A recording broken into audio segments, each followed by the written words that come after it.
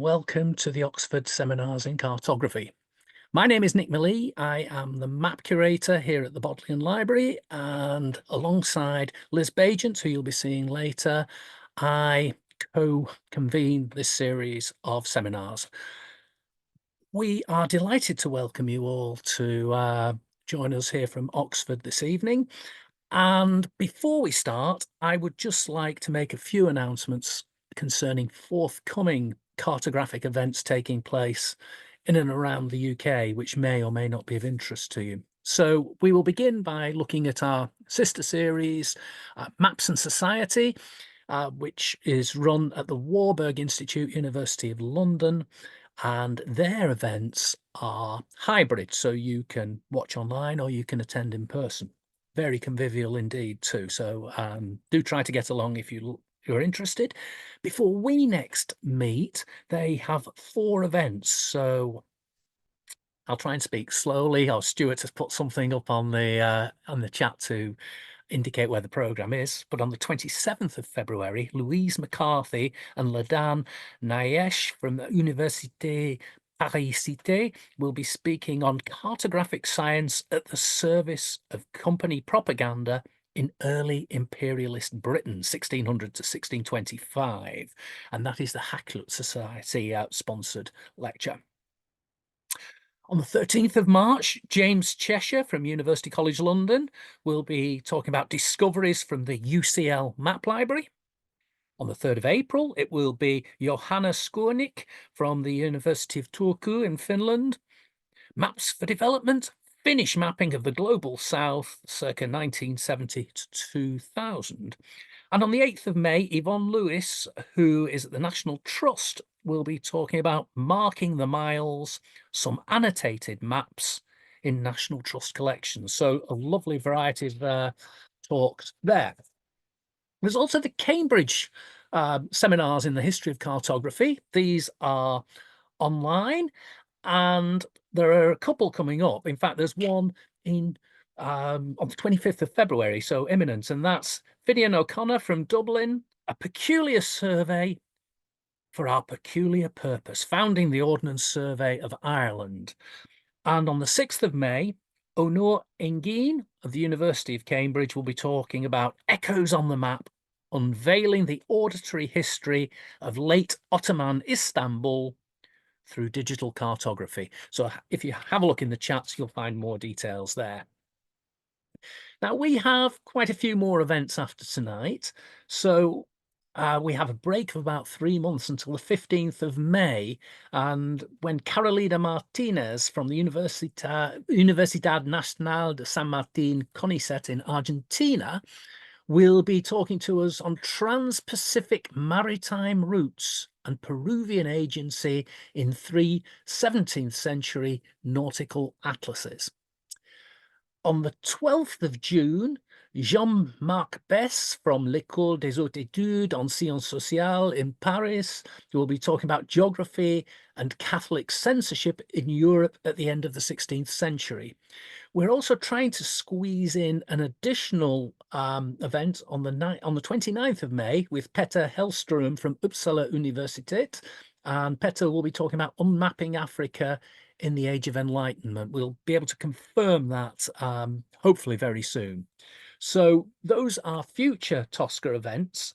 Just to mention our various supporters and sponsors who make the TOSCA happen and make it possible. Obviously, the Bodleian Libraries, the School of Geography and the Environment here at the University of Oxford, the Charles Close Society, Lovell Johns, the Cartographers, and the Friends of TOSCA. So thanks again to all of those. Now, this evening, it gives us great pleasure to welcome Margriet and Anouk from the University of Amsterdam. And their discussion, or their talk tonight, is discussing decolonising cartographic heritage, theory, maps, and Dutch Brazil.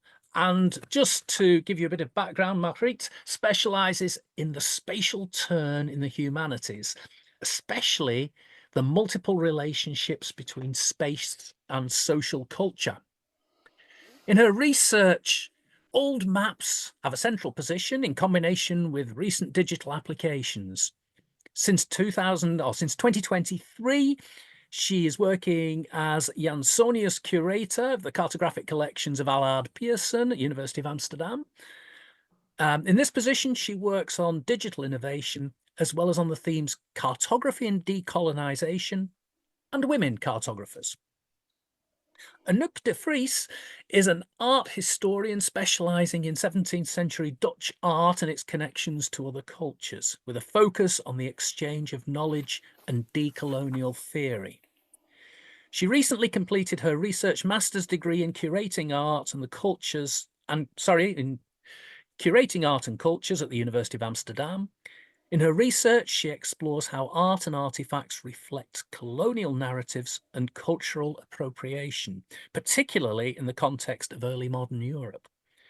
She's open to new projects that engage with these themes through research, curatorial work, and public discourse. So it gives me great pleasure to welcome Margriet and Anouk, and I very much look forward to hearing your presentation. So thank you very much. So thank you for the invitation and the flawless organization, Nick, and also Liz and Stuart, and also for your support, your technical support. So we are Anouk and Margriet, and Anouk is now putting on the slideshow we are presenting today a longer version of our 15-minute pitch during the History of Cartography conference in Lyon in July 2024. The title that we have is quite long, and when I was working on the preparation for this talk, I thought it should even be longer because we will also talk about curatorship of heritage and especially digital heritage. And we intend this presentation as a starting point for discussion. We will bring up questions and issues that hopefully will be food for thought and a starting point for an exchange of ideas and opinions. So I will start with a short introduction with a few words about theory and just a few recent publications. And I will present some examples of cartographic heritage with a colonial context from the collections of Allard Pearson. Anouk will continue with blauw maps of Dutch Brazil and changing representations of the original inhabitants through artifacts and Dutch court culture. And then I will come back with a discussion of curatorship of digitalized cartographic heritage and the inclusion of other stories in our metadata. Anouk, could you put on the next slide? So this is an artwork by the Italian artist Emilio Isgro. It's called Planetarium, and I would like to start with this. And Isgro works with the concept of erasure. And he writes, the erasure is like the zero in mathematics. It's called to produce all alone, all the numbers and all the values. And this artist, Emilio Isgro, applies erasures to books, to his own poetry, but also, interestingly, to maps and globes. He erases, he wipes out place names and cartographic surfaces. And this is not an act of destruction, but an act of producing meaning and value. And this artwork is intended as a comment on globalization and as an invitation to think about alternative approaches and new directions. And for researchers working on colonialism and cartography, the act of erasing place names will resonate strongly with actual events in the past, where indigenous names were erased and replaced with Western names. A process that's actually still going on, and we just need to think of Trump's attempts to rename the Gulf of Mexico and Mount Denali in Alaska. But on the other hand, these erased place names, the black dots and stripes covering the map, are applied all over the globe, so also subjecting place names from the global north to the process. And this is maybe to invite us to experience ourselves what actually happens when a place name in our own country is erased and to question the process. On the other hand, the erased place names are all over the globe and they are all the same. So maybe they are also erasing the differences and creating a sense of unity, connectedness and mutuality. Well, anyway, it's something to reflect on. Anouk, the next slide, please. So just a few words on map theory and decolonization and recent publications. The beginning of critical studies in cartography was J.B. Harley's publication, well-known Silences and Secrecy, The Hidden Agenda of Cartography in Early Modern Europe. For those of you who are not familiar with this publication, just a few his main points, that cartography has ideological dimensions. It's not neutral or mathematic, but it has strong ideological dimensions. What is absent from maps is as much a proper field for inquiry as that is what is present. So it's the silences of cartography. The map was an instrument of power, and maps are ethnocentric images and part of the apparatus of cultural colonialism. So this is very brief. It does not do justice to the riches of Hardy's ideas, but it resonated strongly during the 1990s, especially during the commemorations of 500 years that evolved since Columbus' landfall in Haiti. But it's also disputed, sometimes rejected and silenced. And the last 10 years, there is a new surge in the interest in critical cartography and the theme of decolonization. And I must say, very often in book publications and journals that do not have the history of cartography as their primary focus. And I will now present a few examples that I consider important. It's very short, it's not an exhaustive list, but it's rather publications that I think that are interesting to read and to develop my thinking, but also your thinking. The next slide, please, Anouk. The first one is not about cartography, but about geography by Sarah Radcliffe from 2022, Decolonizing Geography. And she writes, for decolonial geographers, coloniality is encountered in every location and place. As modern subjects, we live and work in, move through and occupy spaces that are shaped everywhere by coloniality. So it's ubiquitous coloniality, and it's constructing the world we live in. And she proposes to counter this the construction of a decolonial pluri-geography, or a world of many worlds. So it's not so uniquely something of Western culture, but it should be much broader. Next slide, please, Anouk. And our own idea, our own working definition of what is decolonizing, actually, I think she words it very eloquently. So decolonizing, also termed decoloniality, encompasses material and epistemic dimensions, transforming institutions, structures, and social relations and modes of thinking.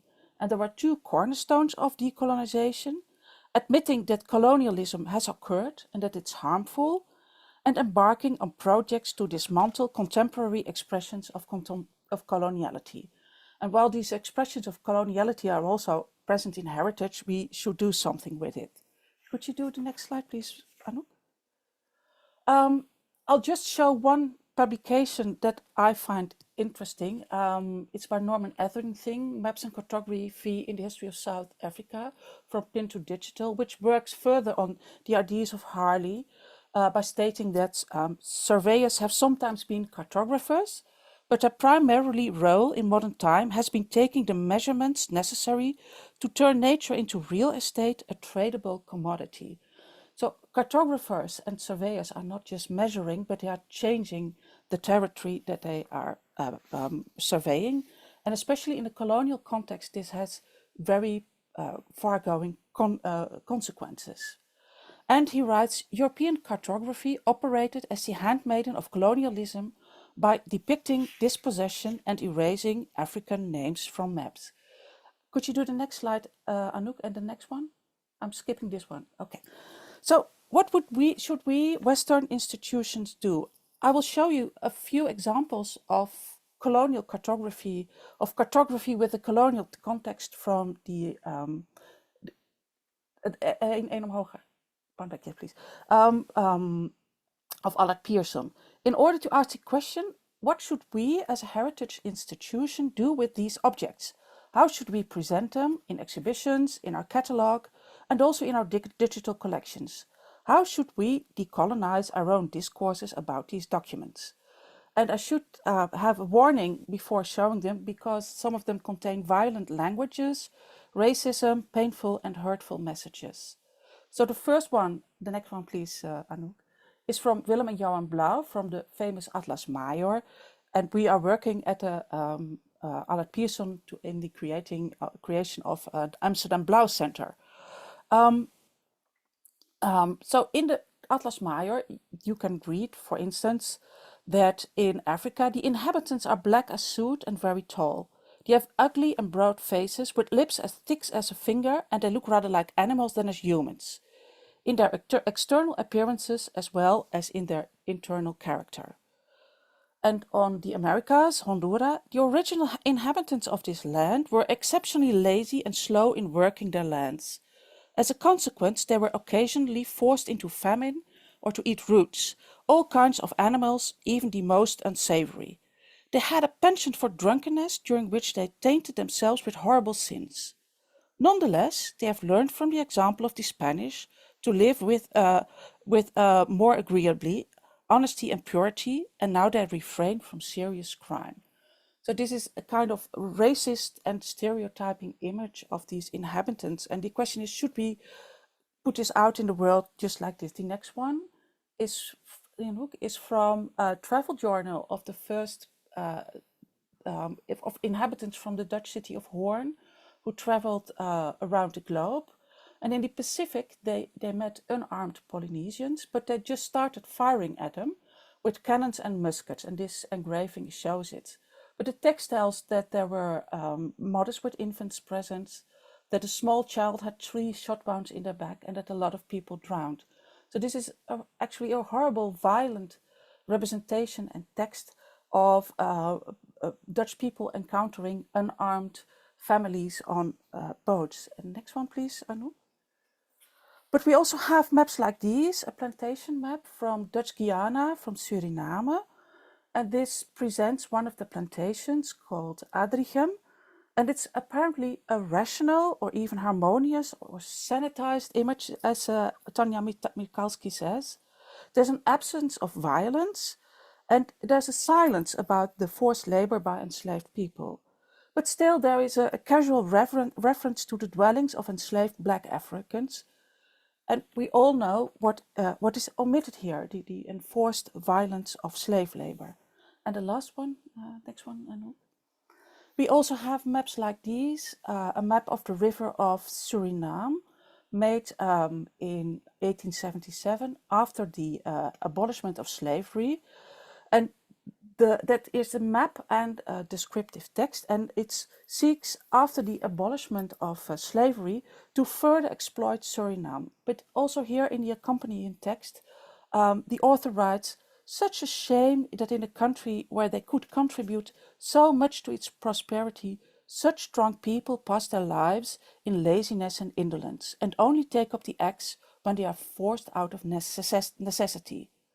So this person is only interested in exploitation of the colony, and emphasizes the incapacity of the population. So what we think, one thing that could help of countering these messages is to provide more context to our collections, and that is what Anouk will be doing after me. Anouk? Hi everyone. As Margriet just perfectly explained, maps aren't just small-scale models of geographical features, but rather mirrors reflecting the complex dynamics of power, ideology, and perception. They have long served as tools of conquest and control, shaping narrative that endure for centuries. I will try to contextualize the decolonization of maps, and by taking colonial Brazil as a case study. And I will further contextualize the importance of this decolonization, along with talking about how maps operate in a bigger context, taking an art historical context and focusing on portraits. During the European exploration and colonization of Brazil in the 16th and 17th centuries, stories of cannibalism among indigenous populations circulated widely. These accounts were often reported by explorers and colonists, sometimes exaggerated or distorted to portray the indigenous people as savage and barbaric. The theme of the Brazilian cannibal frequently appeared on early modern European maps. While not always explicitly referencing cannibalism, symbols or iconography associated with it, such as depictions of human bones or cooking pots, were used. This imagery often served the colonial agenda of European powers. It is fascinating to observe how different Brazilian indigenous groups were depicted in the 17th century. From a well-known iconography at the beginning of the century, there was a complete reversal in the portrayal of them, shifting from savage to helpful during the Dutch colonial rule, followed by a resurgence of the cannibalism theme after the fall of Dutch Brazil. The Netherlands, with its extensive European market for maps and prints, played a crucial role in shaping these narratives and the image of Brazil in the 17th century. Unintentionally, stereotypes were created that would persist for centuries.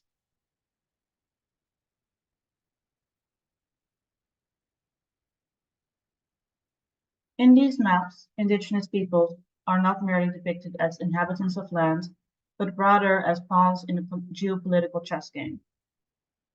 It is important to understand the deeper meaning of these images and the narratives that they create. For the depiction of the tapuia in the 16th and early 17th century, the map by Hondius forms a prime example.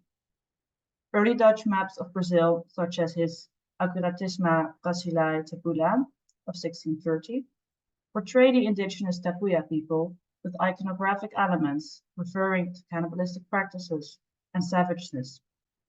We can see iconographic elements on the map, such as hanging limbs from rooftops and roasting body parts on spits. When this was produced, the land was under Portuguese control. This is only one map of several maps from that period that portray the people as fearsome cannibals, embodying the savage otherness that justified colonial expansion and exploitation. However, when the Dutch wrested control from the Portuguese and the short-lived Dutch-Brazilian colony emerged in 1630, transformation unfolded.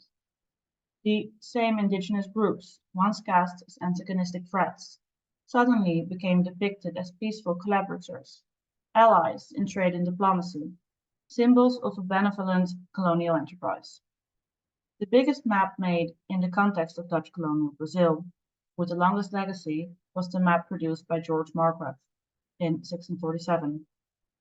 He went with Johan Maurits van Nassau to the first colonial expedition in the country, intended to describe all flora, fauna, and the territory. The map is included as several sheets in Atlas Major, in Blau's Atlas Major from 1664. These sheets vividly illustrate the shift in the portrayal of the indigenous people, from monstrous to harmonious, reflecting the changing tides of colonial power. In the first half of the 17th century, the Dutch possessed the northeastern part of present-day Brazil.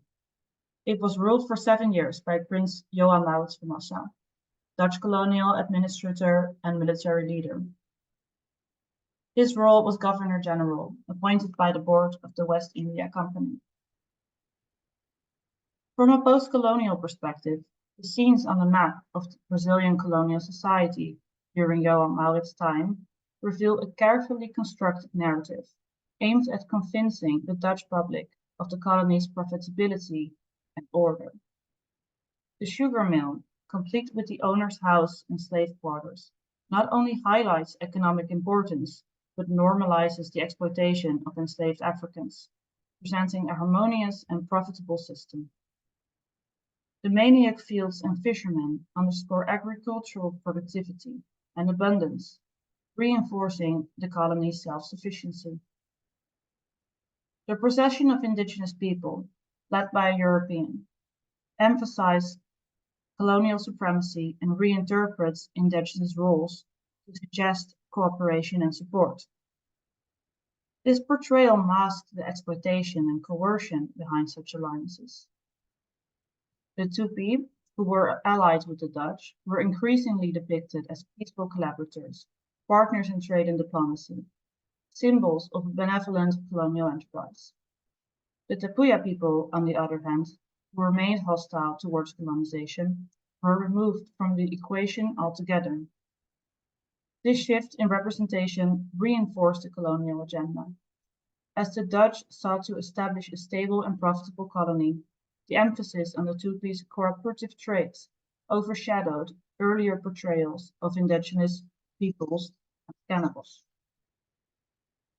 Further inland, images of indigenous groups and their activity framed them within the colonial economy, celebrating their supposed contentment and participation in Dutch military efforts. Moreover, unique illustrations of Brazil's unique flora and fauna add an exotic allure, appealing to Dutch investors' curiosity, all while signifying the natural wealth awaiting exploitation. Through these depictions, the map serves as a form of window dressing, shaping a narrative that supports Dutch colonial interests and perpetuates stereotypes, ultimately masking the realities of colonial domination and resistance. The maps included in the Blauw Atlas are included in the Blauw Atlas as several sheets. They are accompanied by texts on Brazil that do not necessarily correspond to the maps. And even though this edition of the Atlas was produced after the ending of the Dutch colonial regime in Brazil, it continued to serve as a powerful tool for shaping perceptions of the Dutch colonial enterprise as a whole. By perpetuating the imagery of a profitable, orderly, and cooperative colony, the Atlas reinforces the myth of a benevolent colonialism and obscures the realities of exploitation and resistance that characterized Dutch colonial rule. The Atlas included maps and illustrations of other countries which were still under Dutch colonial rule, reinforcing this myth of an orderly enterprise for these regions as well. Strikingly, at the end of the 17th century, images of Brazil saw a return to the portrayal of indigenous people referred to its former demonized state. Illustrated books such as those of Arnoldus Montanus included high-quality illustrations depicting detailed and violent images of cannibalistic tapuyas, while their text ascribes their savageness to the influence of Portuguese colonial power. Another example of window dressing. Such books cater to the exoticness and othering of faraway places and were only meant to sell violence. The portrayal of Brazilian indigenous groups shifted drastically in the 17th century, from early depictions of savageries to helpful allies under the Dutch rule, then back to cannibalistic imagery after the fall of Dutch Brazil. The Netherlands, with its vast map and print market, played a key role in shaping these lasting stereotypes. Including this context and similar contexts in museum collections' public communication on colonial maps is essential for a more inclusive narrative. I'd like to put the decolonization of maps in further in a bigger context while talking about portraits. Indigenous people of Brazil did not only play a role as figures on maps, their culture and artifacts also made their way into Dutch society and into the arts. For example, in portraits, where Brazilian indigenous artifacts like feathered cloaks were showcased as exotic status symbols. These garments, often dismissed in art history as mere exotic fashion, actually reflect deeper colonial narratives and appropriation and power. A key example is the posthumous portrait of Mary Stuart I by Adriaan Hanneman, housed at the Mauritshuis. The painting shows Mary in a masquerade outfit, wearing a Brazilian feathered cloak made by the Tupi people.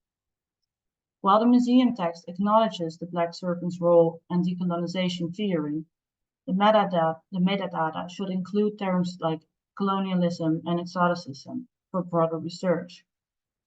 Though the servant's portrayal is crucial to decolonial theory, our focus remains on Mary's cloak. Early published accounts of Brazil reveal that feather capes, like the one worn by the princess, were originally made by the Tupinamba people. They were produced for religious purposes, and that for them, the birds were seen as sacred creatures who hold divine forces. And when wearing a cloak, the shaman could mediate between the living and the dead. However, when they were brought to European collections, these indigenous meanings were removed. The Dutch colonization of Brazil in the 17th century brought the featherwork to the Hague court, where it was valued for its beauty and rarity. Originally thought to be linked to the reputation for cannibalism and symbols of savagery in early travel accounts and maps, these capes underwent a transformation in European hands. In the context of the courts, they shifted to emblems of status and wealth, appropriating indigenous culture as a marker of European prestige. Despite their controversial origins, Tupi feather mantles became coveted as courtly attire, worn by royal women like Mary Stuart, all while obscuring their original indigenous meaning. An earlier portrait of Mary when she was 14 is part of the British Royal Collection. Another example of such appropriation is Louise Hollandine's portrait of Sophie van der Palt, where the princess wears a Tupi mantle in an allegory of America, reinforcing European narratives of conquest and exoticism. The use of these mantles in royal portraits, whether in a masquerade costume or as part of an allegorical representation, reflected Europe's ongoing fascination with and commodification of indigenous artifacts. Ever since Johan Maurits' return from Brazil in 1644, the Dutch court would have been familiar with American exotica. He brought back different objects and artifacts, from dried and mounted birds to full-scale paintings of the various people he had ruled in Brazil, to weapons and articles of indigenous clothing, like the cape that Mary is wearing. He even brought some of the Tapuya people home with him. The use of such a garment in Mary's portrait could have been a deliberate choice. It's dating from the same year as the Atlas Maior, 1664, and remains a reminder of the colony of Brazil, even after its fall.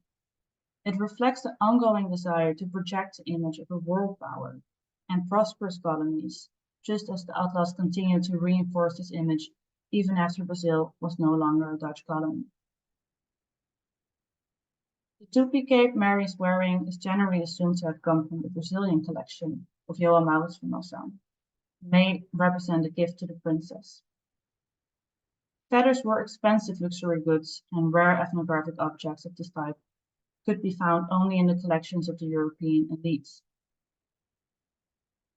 Nowadays, there are only 11 of those cloaks known to exist, and one of these was actually returned to Brazil last year by the Danish National Museum. Decolonization and restitution are fortunately increasing on museum agendas. This Tupinamba cloak was returned to the indigenous leaders of Brazil by the Danish National Museum. The leaders emphasize its role in preserving traditions and the cultural importance to ancestral lands. It underscores the importance of restitution, ongoing research, and accurate metadata to ensure these histories are not forgotten. And it remains an ongoing case, as the other 10 cloaks are still in European collections. As these case studies have shown, both maps and portraits shaped European perceptions of colonized lands and people, serving colonial interests in distinct yet interconnected ways. Maps positioned indigenous groups within a geopolitical and economic framework, portraying them as obstacles to be conquered or resources to be exploited. Portraits, in contrast, exoticized and domesticated indigenous artifacts, transforming them into symbols of European luxury, power, and refinement. Despite their differences, both mediums manipulated indigenous identity. Maps justified territorial expansion, while portraits elevated European elites by appropriating indigenous culture as a marker of prestige. Maps, through detailed depiction of landscapes and people, presented indigenous groups as either threats requiring subjugation or as cooperative allies, aiding European expansion. Similarly, portraits reinterpreted indigenous artifacts, such as the feather mantle cape, turning them into decorative symbols that reinforce European dominance. Royal festivities and allegorical portraits further theatricalized colonial power, reducing indigenous identities to performative elements in a Eurocentric worldview.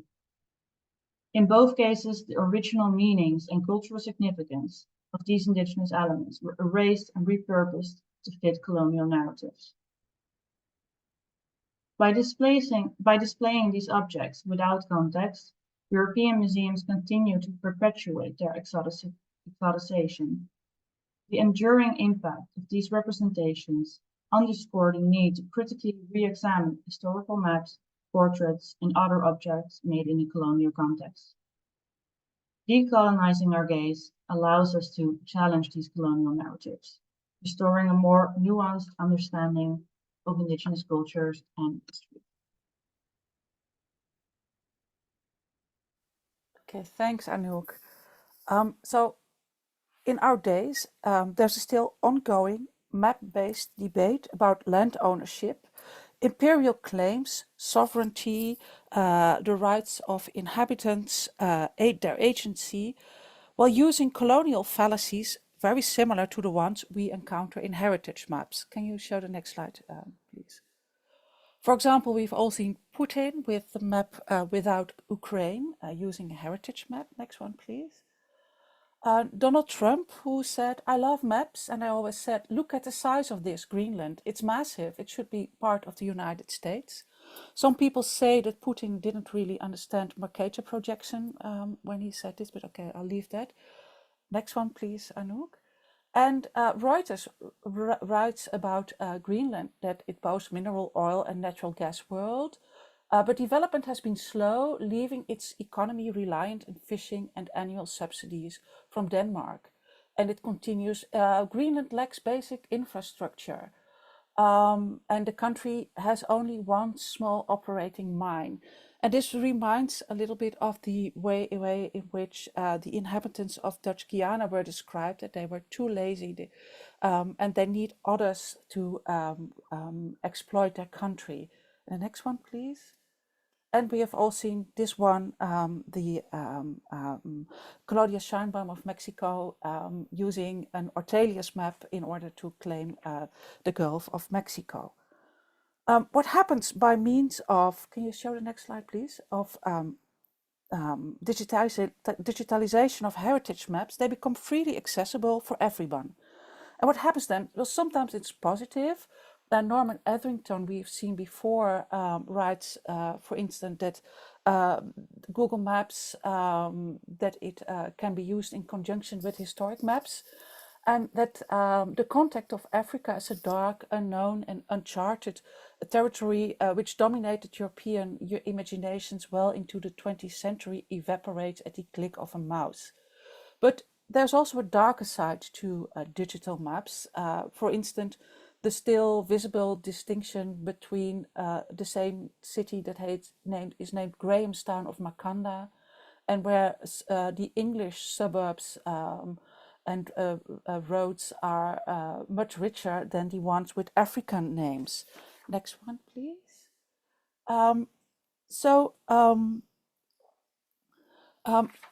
The digital availability is also an ethical debate. for institutions and curators.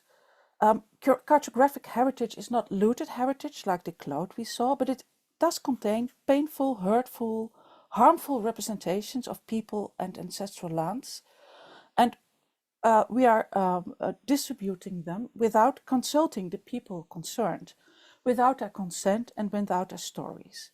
And I found a recent article by Temi Odomosu, The Crying Child, on colonial archives, digitation and ethics of care in the Cultural Commons very helpful. In this article, she discusses photos and postcards from an early 20th century Danish colonial context, showing a crying black toddler. And this is a stage photo. I'm not going to show the photo, but it was shared in photo albums and as postcards. And I think she asked very rightfully, what does it mean for an archive or collection to provide open digital access to materials representing violated subjects who did not necessarily consent to being documented? And to what extent are institutions taking seriously non-European perspectives or looking at or engaging with ancestor remains? And one of the reactions to this, or proposed by Temi Odomosu, is the concept of emotional justice and the ethics of care. And the ethics of care is originally a concept from feminist theory, used for thinking about relations between humans. But increasingly in recent theoretical thinking about heritage, the ethics of care is also applied to our relations with institutions and the care provided by these institutions. And one of the solutions that is suggested by Temi Odomosu, next slide please, is how metadata could be rethought as a cataloging space with the potential to alter historical imbalances of power. Next slide, please. As Anouk already has said, an original feather cloak from the Tupinamba people, like the one in the paintings she discussed, was recently returned by Denmark to Brazil, and to the Brazilian government, not to the tribe itself. Next slide, please. So it was returned to museums, but these museums, Brasiliana Museus, is creating a network of platforms for online sharing of digitized heritage with objects such as the feather cloak, so that communities in remote locations far away from the material object can also have access to these objects.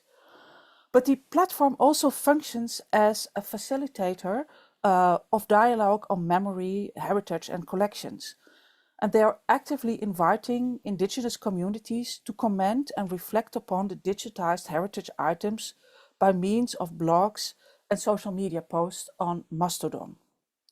Well, there still remain issues with the returned sacred and ritual objects like the feather cloak, as ownership and the material availability that still needs to be resolved. But this is an interesting way of opening up museum objects for other perspectives. Next slide, please. And this is, for instance, the University of Göteborg is now inviting people from the YY community to comment upon ethnographic objects in their museums. And next slide, please. And it's also happening in the Netherlands, in the Scheepvaart Museum, with the beautiful exhibition called Shadows on the Atlantic. Also opening up their collection for new perspectives, because the existing collections often only translate a Western perspectives. The next slide, please. So they write, Shadows on the Atlantic features objects from the museum's collections, such as various 17th and 18th century paintings, and a 2-meter-long model of a ship called the Keulse Galei. It's also contains maps, actually, the exhibition. And they write, while this ship model vividly depicts what such a vessel looked like, it doesn't convey the experience of those on board. Therefore, the museum collection is complemented with videos featuring stories about historical figures and interviews with experts, offering a new perspective on the objects. This gives the objects in our collection a different meaning, or perhaps even more meaning. Next slide. So in the exhibition, there is comments by various experts on the objects on display. And in the middle, there is a screen that you can tap on with the audio guide and then hear personal stories of people who actually lived these horrible events of colonization and enslavement based on actual archival documentation and historical proof. So this is a way of disrupting normative power dynamics and to counter hurtful and painful message that are still circulating and harming. Next slide, please.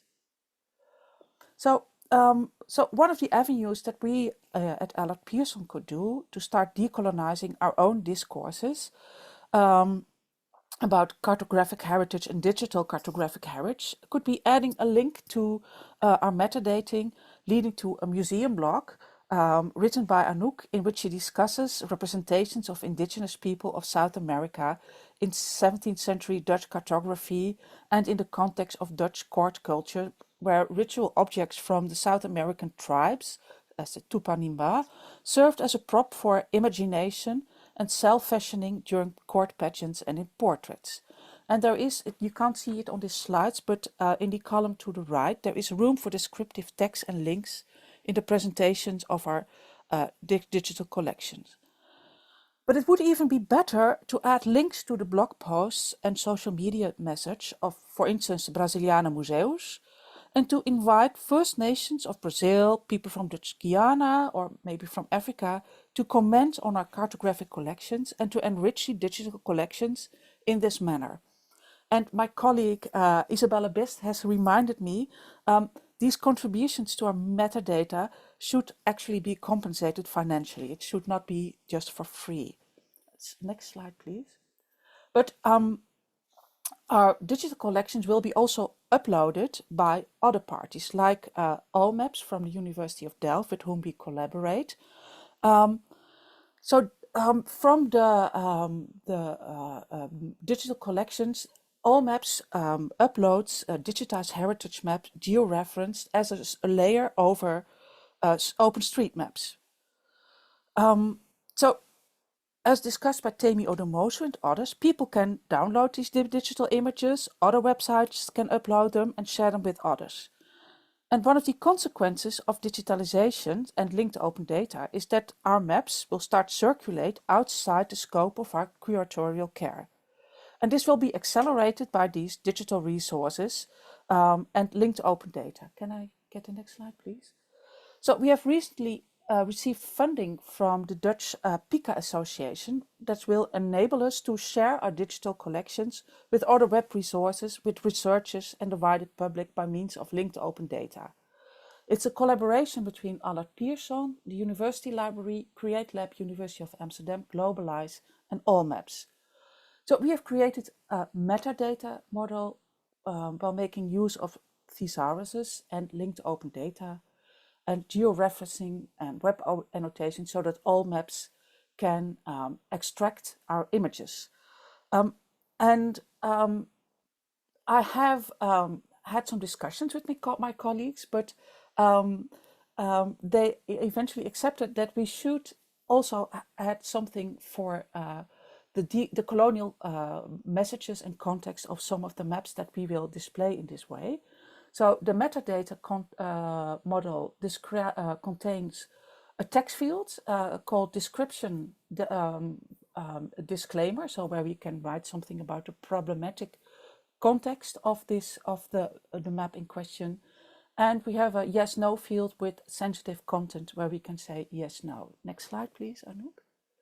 But well, this is a pioneering initiative, and I think we need international discussion, input and more coordination between countries, and that's very welcome.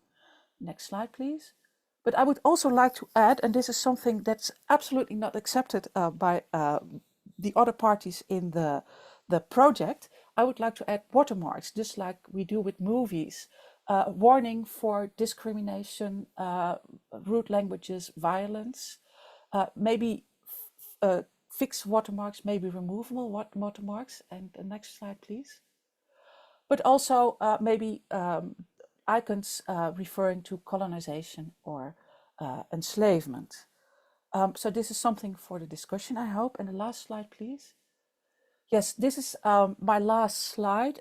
It's by Louis Buana from Leiden University, who works with Indonesian heritage. And he recently published a really beautiful, poetic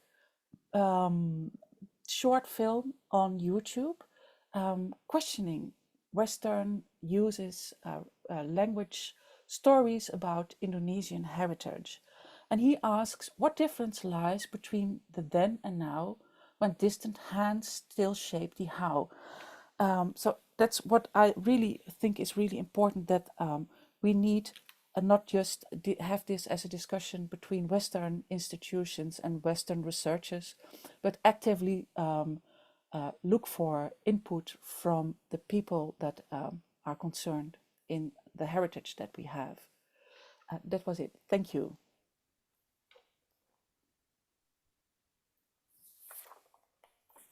Well, thank you very much indeed, both of you. That was really stimulating, unlike any other seminar that we've had, I think. So congratulations, excuse me, on your initiative, and thank you very much. So it's now time when our speakers have kindly said that they're happy to answer questions.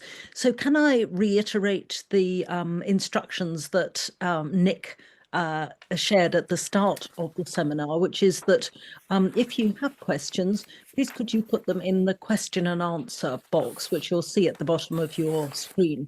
Please don't put them in the chat box because they're likely to get lost there, because there are lots of other, as you've seen, lots of other links and so on there. So do put them in the in the question and answer box. And I think we'd be particularly keen to hear from any map curators that we have in the audience to share thoughts on good practice in this extremely contentious but really pressing topic. I was particularly struck by, in a sense, the path that museums might take to decolonize their displays is now sort of becoming established, some norms are becoming established. And so to a certain extent, although one wouldn't want to minimize the amount of work involved, the amount of new thinking involved, to a certain extent, it's clear what one should be doing. But to my knowledge, you're the first people to tackle this question in map collections. Is that correct? I'm not sure actually, but the adding linked open data to cartographic collections is new. That's a pioneering initiative. Yeah. But I started questioning what happens when we put the maps out in the world. As I said, sometimes it's painful, still hurtful. Texts and messages and representations into what happens with it when it goes out of our curatorial care. So I'm reflecting on it. And I said not everyone agrees with me. I was at an Open Maps meeting last November in The Hague, and some of my colleagues absolutely didn't agree with me. And I must say, some of the texts and maps are already online without any context and just available like that. But I still, because some of the messages are really still harmful and being perpetuated in present day discourses, I think we should try to do something with it and not just leave it as if we are endorsing it. Thank you. Yeah. Would you like to add anything, Anouk, to that? I think Margriet covered it, but yes, I think we're just as she said, in the 90s there was J.B. Harvey, who already examined decolonizing theory, but there hasn't, there's still a lot to do. There hasn't been done that many things on it since the 90s, and just now the last couple of years it's becoming more of a resurgent topic.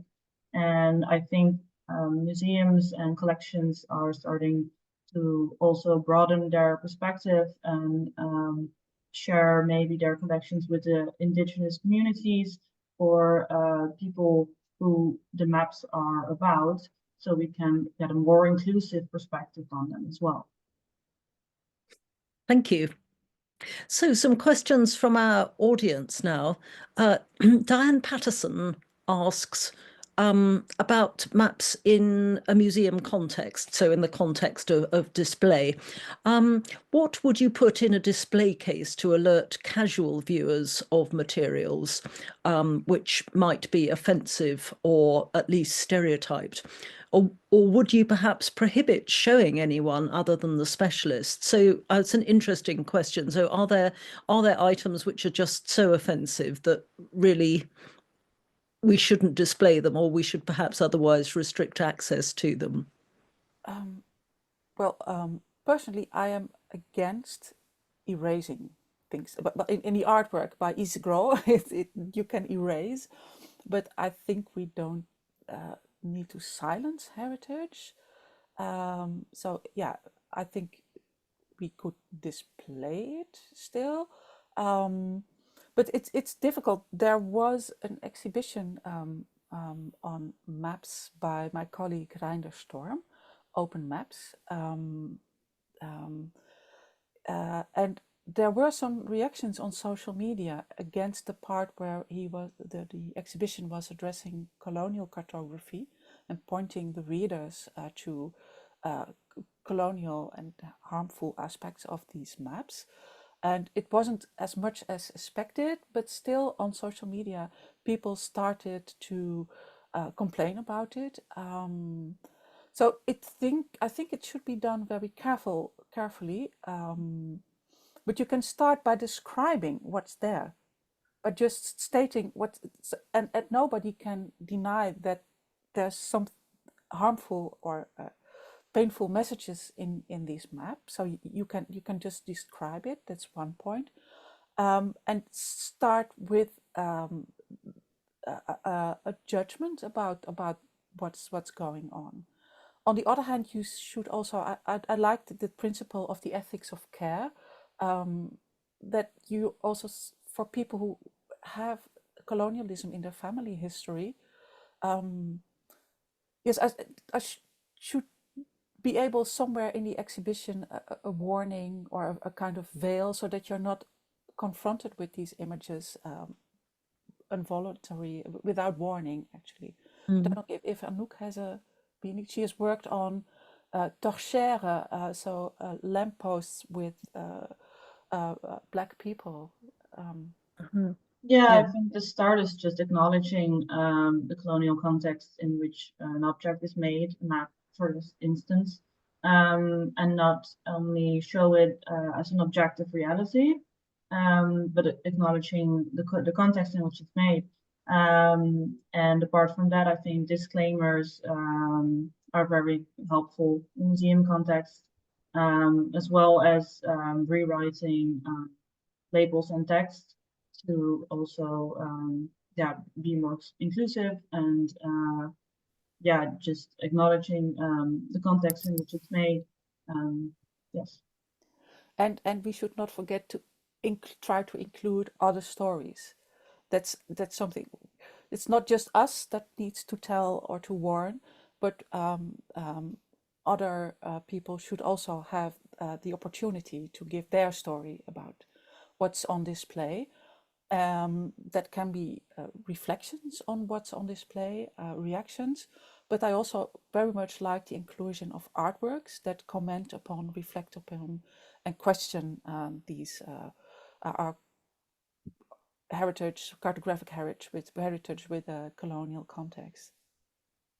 Thank you. Yes, that question of polyvocality in labels is obviously very current in museum practice, and I think many people find that helpful, surprising, and then helpful. Just to realize that there is not a singular story to be told about these things. Thank you. That's very helpful. Now, Keith Lilly has posed another question, and he says, great topic, thank you very much. Yes, it is indeed a great topic, and as I say, one that's really different from anything that we've tried before. And Keith says, in museums, libraries and archives, what curatorial strategies are there for decolonising map collections?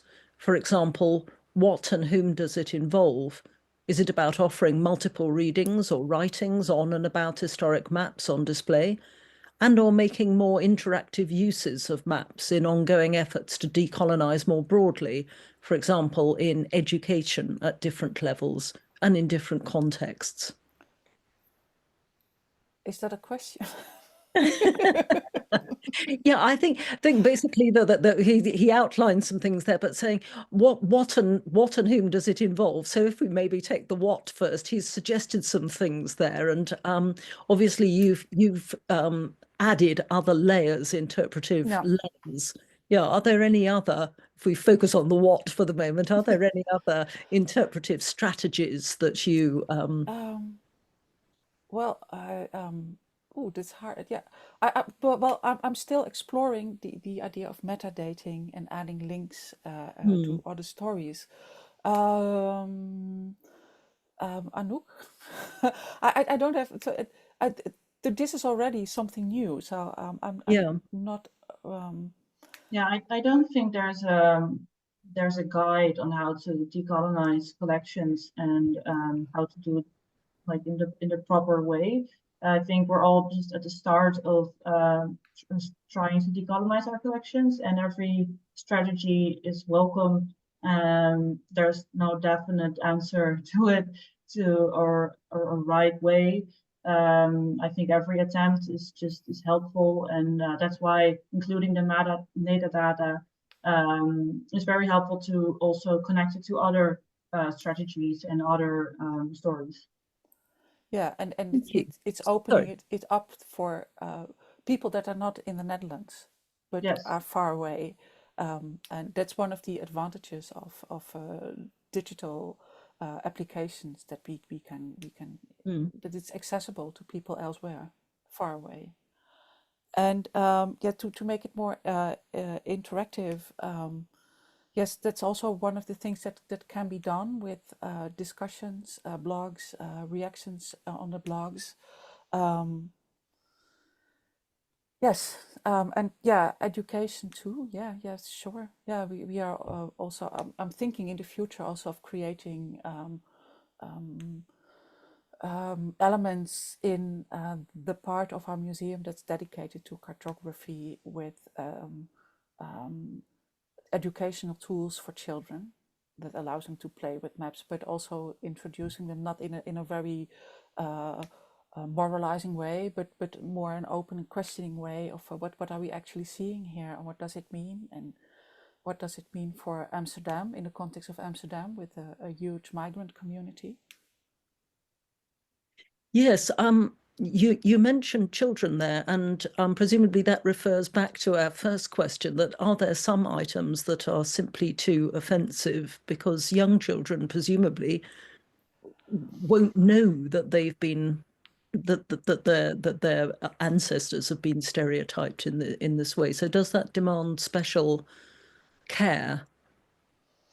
Yes, it does demand care. And as I said before, that idea of the ethics of care is something Yeah. that's really, really helpful. Mm. I don't think that not showing is a way, but showing them in a guided manner. So in the map department of the museum part, so we are special collections and museums, there's currently a map of Africa with stereotyped images of Africans. And I'd like to for the time, I'm not against suppressing things, but having a copy hanging in a very visible space on a museum wall is something that we, without any context, without any comments, is something that we would not do anymore, unlike 10 years ago. Yeah. So yeah, it also makes us think of how can we exhibit it, and what should be the context around it. Absolutely. But not showing anything is also not something we shouldn't do. I think we should have a conversation about it, and what does it Yeah. mean for your friend when he or she sees this. Thank you. And maybe we can turn to the other bit of Keith's question, which is whom does this involve? So clearly your project involves the two of you, and you've shown us some examples of co-curation and collaboration in exhibitions. But maybe you'd like to comment a little bit more on that. Whom does it involve? And the practicalities of finding the right additional people to bring into a co-curative project. Anouk, do you? Well, I'm not associated with the museum anymore, so I think Margriet knows how to find the people. But for me, how I would try to go on about it is just well, through metadata, you get more of the people involved, but also yeah, just when there's maps on Brazil, for example, to try and contact the collections in Brazil and try to get some communication about how they are presenting their collection, maybe their perspective on how they would see it over here, and get the discussion going. Yeah. But the countries involved do have universities with historians. So I would start with contacting them. I'm thinking with my colleagues now, Dutch Guiana, Suriname, is celebrating this year its 50th anniversary of independence. And we are trying, I don't know if it will work out, but obviously digital tools can be helpful, but I would love to have, to invite Dutch students and students in Paramaribo to reflect on some of our maps from Dutch Guiana, like the plantation map maybe, together to have a conversation about these maps. Starting, Isabella best told me that's important. I agree with her that the students from Suriname should start with their ideas about some of our maps from Dutch Guiana, and that they start into a dialogue with the students in Amsterdam about their ideas of the map, and that they together create blog posts for the museum website. But I'm not sure if it will work. I really hope that it will work out, but we're still in the process of trying to get this organized. And the other thing is about the image of Polynesia that I showed you. I intend to contact historians, university scholars in Polynesia, in one of the Polynesian countries, also to see if we can come to something to do with this horrible first encounter of Dutch people with Polynesians. It's a very, very shameful, I think, what happened there. Yes, these are things that I think, and again, with electronic media, it's much more easy than in the past to get into dialogue with people on the other side of the globe. Thank you. And thank you to Keith too for Yeah, his thank you, Keith. excellent question. So, and we've had another rather controversial suggestion here from Julian, who asks whether if we can't find a good way of approaching the decolonization of these artifacts, should we destroy them? I can see that that's not a suggestion that's going to meet with much approval from a map curator, but no. No, it did happen, and it's also about doing the emotional justice, and we also need to feel a bit of the shame about what happened, and assume that, yeah. But okay, not everybody will feel it like that way, but I really feel ashamed about the first encounter with the Polynesians and what happened there. And I heard from a colleague that sometimes this book is still used as an example of the greatness of European exploration during the 17th century. So I would like to erase that. Yes. Absolutely. Yes. But yes, we also, I think even the Dutch society needs to become aware of what happened, and because not everybody knows that these poor children, they just started shooting at them, and mothers with breastfeeding children just with guns and muskets. It's yeah.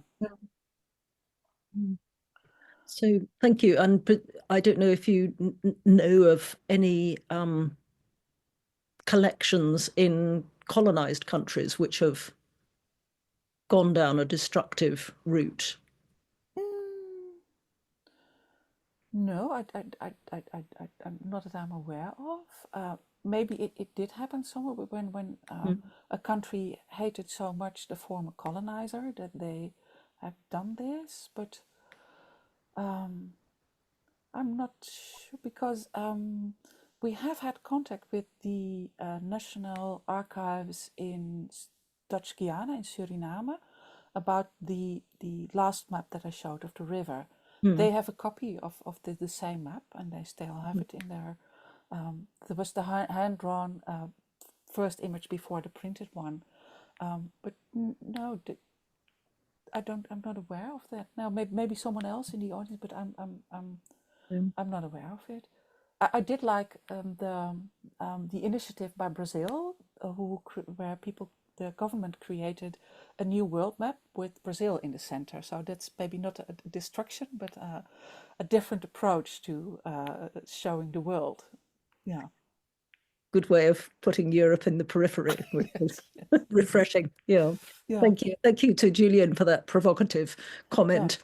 So, and a question now from Tim May, who again thanks you for a wonderful talk. He says, I've been thinking a lot recently about Indigenous erasure in my museum's collection, and beyond highlighting colonial violence of Western cartography, which is sad but necessary story to tell, I'm also thinking about more positive stories about Indigenous resistance, and whether this is also something that you've been working on highlighting.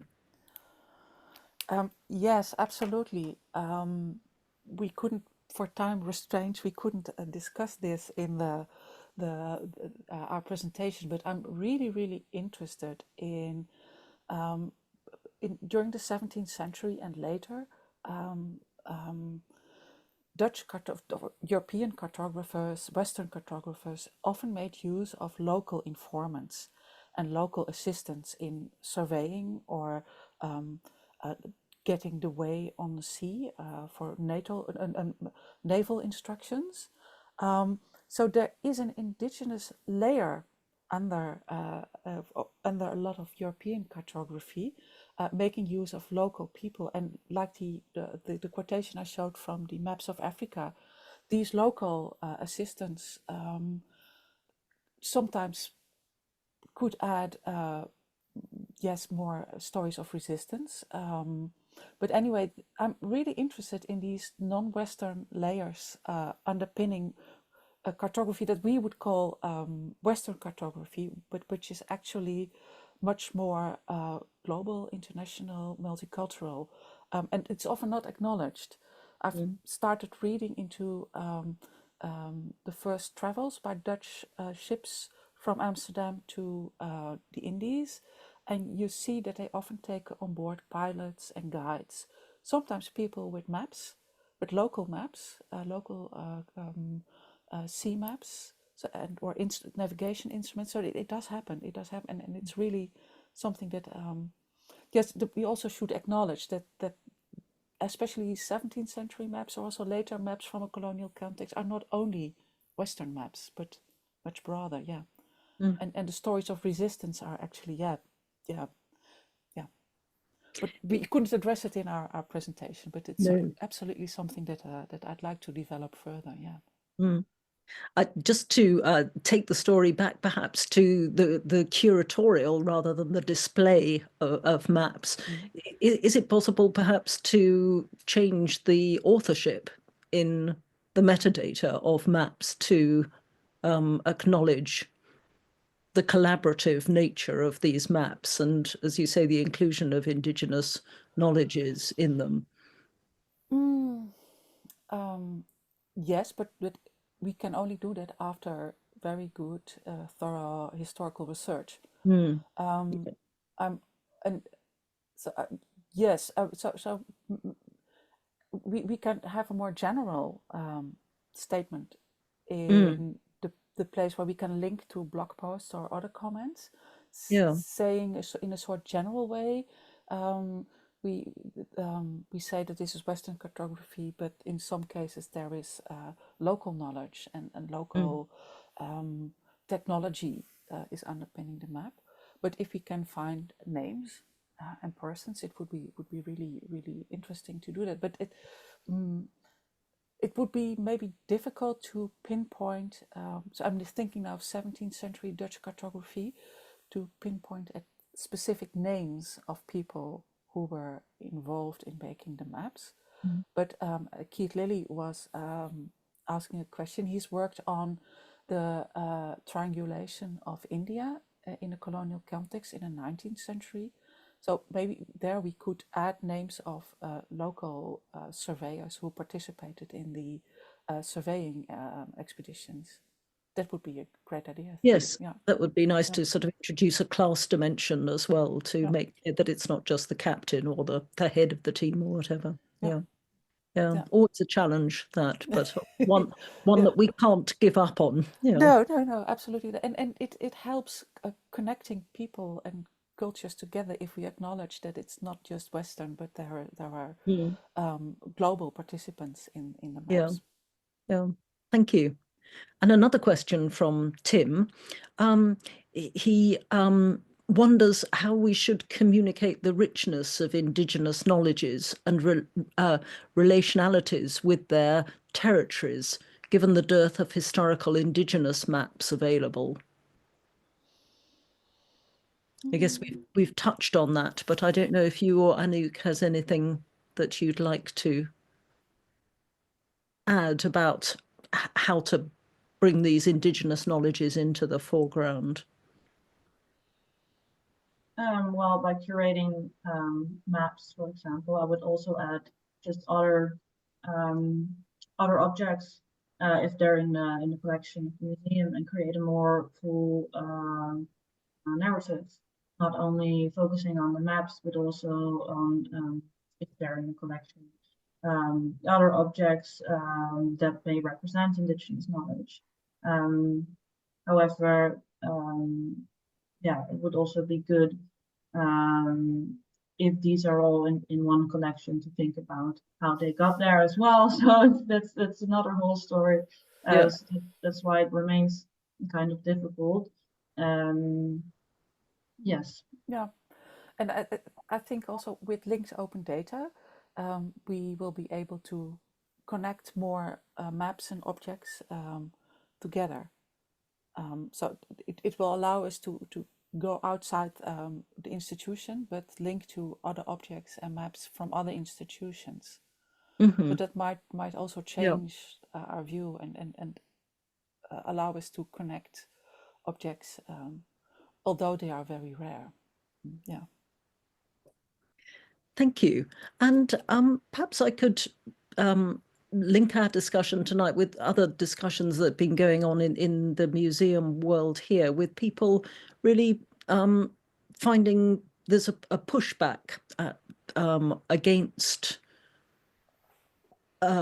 labels, perhaps particularly, or interpretive panels that emphasize the colonial context in which things have been, the object concerned, the artifact has been produced. And some emotional pushback, people feeling that they're being preached to, and also some pushback with people feeling that a one-dimensional story is being told, that they might be interested in the richness of the natural world, for example, portrayed on the map, but they're being resolutely focused on the colonial content. So I wonder what you might say in in response to some of those comments, which I'm sure exist in Holland as well as in Britain. Yes, we've seen it in the Netherlands too, with various collections. The slavery exhibition in the Rijksmuseum comes to mind, where also they told the colonial and enslavement connections of some of their paintings. Well, but as I said, I'm very much in favor of describing what can be seen before starting to discuss the colonial aspects. And I think it will come naturally because it really is there. The violent and stereotyping messages, and nobody can erase them because they are there, and I think that's a good starting point. And but it remains a balancing act because other people think that we are or say that we are doing too little. It is too tentative, too restrictive, and when we say it's difficult, they will say, well, no, it's not difficult. Enslavement is bad. Colonialism is bad. It's not difficult. It's not complicated. So yeah, but yeah, it remains a balancing act. But I don't think we should stop doing this because our audiences are changing too, and they are not accepting anymore one-sided Western stories. So maybe Anouk has something to add as well. Yeah, I think just acknowledging the colonial context of it, but it does not always mean that it has to be the main focus. I think a lot of objects and artifacts or art was made in a colonial context, and it is still a beautiful thing to look at, or a beautiful painting, or yeah, and that can also be acknowledged, while also stating the context in which it's made. So one does not necessarily have to take away from the other. However, yeah, I think we have to keep talking about it, and I think we're on the right way. Thank you. But one of the difficulties I was thinking of it remains that a lot of the maps are also the silences of maps are sometimes difficult to address for a general audience. But I still think we can by saying it was there and it's not on the map. But a lot of the maps that we have distinct silences, like the map that I showed you of the plantations, show a sanitized image of what happened, and we can address that as well. I think we should. Thank you. Well, I'm sure you've persuaded your audience that you're not only that what you're doing is right, is ethically correct, but that you've thought of an imaginative way in which to address it. So thank you so much for sharing that with us, with our audience tonight. With the size of the audience, the number of questions that we've had, a real testimony to the interest that you've aroused. So thank you very much indeed. Thank you for listening to us. Yes, thank you. Yes, thank you to our audience. It's always a pleasure to have you with us, and we look forward to our next seminar and to your joining us on that occasion. But for now, from Oxford, we'll wish you all a very good evening and look forward to your company for future seminars.